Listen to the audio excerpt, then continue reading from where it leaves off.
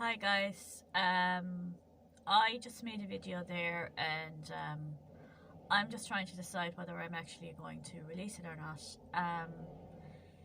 It basically, it goes into our current situation in terms of how me and my husband Brian, we have a son, Adam, who's 13 and who has multiple disabilities, which include autism, intellectual disability, bowel disease, which have all been caused by vaccine injury. I first started speaking about this maybe about 5 years ago, and since that time I have encountered, ever increased harassment by multiple government departments, by both of my banks, with regards to my savings account, with regards to my bank card, with regards to my mortgage. I've turned to many people for help. I've been to more solicitors than I can name. None of them have ever helped me. In more recent times, not only have they not helped me, but they have also colluded behind my back to, hinder me.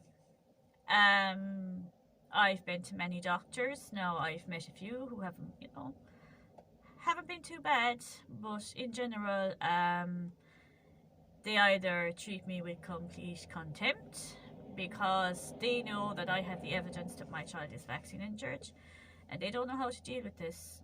Or else, I've had a few who said, look, we're sorry, but we can't help you because it's not good for our careers.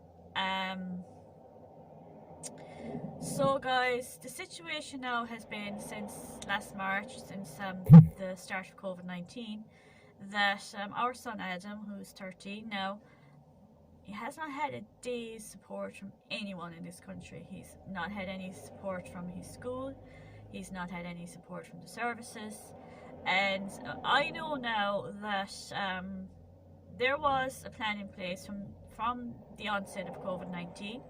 I have evidence that it was there before the onset of COVID-19 to remove every support that my child had and to try and get me to sign a gagging order. And I can absolutely guarantee you, since that time, there have been a couple of attempts made to get me to sign a gagging order. There have been attempts made to, take Adam from me in order to get me to sign said gagging order. There have been attempts made in more recent times to threaten me with repossessing my home. I suppose again in the hopes that I might sign the old gagging order. There have been attempts made to silence me in other ways. There have been a number of incidences involving solicitors that I feel now it is some sort of a plan again to get me into a court. I would say preferably an online court, which is now available because of COVID-19. And you might ask yourself, lads, why are they trying to get me into court under false pretenses? I don't think it's to, award me €1 million or anything, even though that's what I deserve. I think that they are now thinking that they can silence me by threatening me or with actually putting me in jail. I mean, some people might think I'm crazy for saying that, but I do have evidence of huge collusion, corruption. I have evidence of attempted and, successful to a certain extent, grievous bodily harm to myself. I have collusion on so many levels with so many things. 2.5 years ago, more now, I was almost killed in a car accident. I have fought tooth and nail since then to get compensation for my child and myself. And guys, I haven't gotten €1. I've got nothing. There have been other attempts that I have made to take cases against various government departments, and again, I have got nothing. In fact, it's now at the stage where I believe that certain people are colluding with the HSE to silence me because of their collusion to make sure that my son, who has severe disabilities, who requires 24/7 care, you know, that not only did they not do their job and get what he was entitled to, but they colluded to ensure that he got nothing. And now, because I have a huge amount of evidence of every step of the way of everyone that was involved in multiple attempts at collusion and silencing me and intimidating me and harassing me and, you know, denying my child medical care. I mean, the list, lads, is endless. I couldn't possibly go into it all today.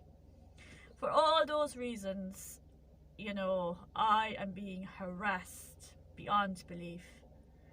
And again yesterday, because I put out a short video about the harassment that we're currently experiencing with regards to carers allowance and disability allowance, I got such lovely, and thank you so much to everyone. I got lovely PMs and messages and comments saying, Mary, our heart goes out to you, we're praying for you, we're sending you positive thoughts, you know, we cannot believe what your family has to put up with. And you know, that really brought it home to me that they don't actually know of it, because, you know, I've been keeping all this to myself and I can't do it anymore because it's making me ill, you know.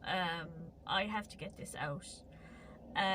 You know, I've been hoping that, you know, somewhere in the midst of all this mess, that I would meet one good person. You know, I meet one person that would have one little spark of morality enlightened in them, and that they might see that we do not deserve any of this, and they might come to their senses and say, look, you have to stop doing this to this family. Like, why are you doing it to us? I mean, it's mad. But unfortunately, guys, no, everyone is just out, you know, get what they can for themselves.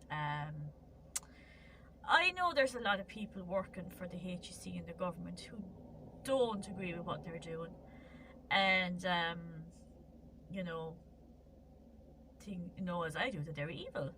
But at the same time, they say, well, I can't say anything now because, you know, that's my job and that's my mortgage, and I just stay quiet here now and I'll just turn a blind eye.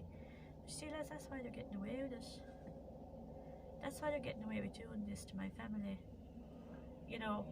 And that's why my poor child, who deserves justice, he deserves compensation, he deserves support, he deserves to be able to go to school, he deserves medical treatment, and he can't have any of those things because you're all complicit in your silence as to what the HEC is doing to people, what the government is doing to people, what the services are doing to people. And it's for those reasons that it's never going to get any better. And it's the reason why I stand before you as a broken woman. All I ever wanted was to have my child. You know, all I ever wanted was what I was entitled to. And for that reason, I am now being slaughtered.